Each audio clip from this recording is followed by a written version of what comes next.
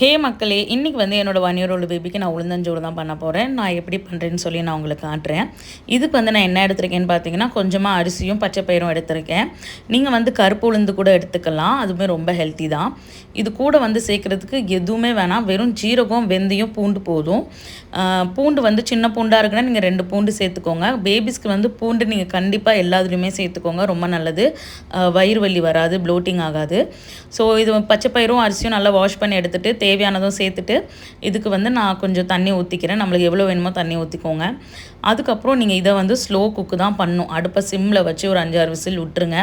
ஏன்னா பேபிஸ்க்கு வந்து நல்லா ஸ்மாஷ் ஆகணும், நல்லா வெந்திருக்கணும். அதனால் நீங்கள் வந்து எப்போவுமே சிம்மில் வச்சு ஒரு 5-6 விசில் எடுத்துருங்க. வெந்த உடனே இப்படி தான் இருக்கும். இப்போ வந்து இதில் நிறைய தண்ணி இருக்கிறதுனால நான் கொஞ்சம் தண்ணி எடுத்துட்டேன். இப்போ நீங்கள் வந்து உங்களோட 6 மந்த்ஸ் பேபி கொடுக்குறீங்கன்னா இது இந்த தண்ணியோடு நல்லா ஸ்மாஷ் பண்ணி இல்லை மிக்சியில் ஒரு அடி அடித்து நல்லா லிக்விடாக கொடுங்க. என்னோடய பேபி வந்து ஒரு 1 இயர் ஓல்டுனால நான் வந்து செமி சாலிடாக வந்து என் பேபிஸ்க்கு கொடுக்குறேன். இது கூட வந்து நீங்கள் கொஞ்சமாக நெய்யும் கொஞ்சமாக பிஞ்ச் ஆஃப் சால்ட் போட்டுட்டு ஊட்டிடுங்க. இல்லை அப்படின்னா நீங்கள் வந்து ஸ்வீட் மாதிரி கூட பண்ணி கொடுக்கலாம். அதாவது நாட்டு சர்க்கரை போட்டு மிக்ஸ் பண்ணி கொடுத்தீங்கன்னா அதுவுமே ஒரு நல்ல வெர்ஷன் தான்.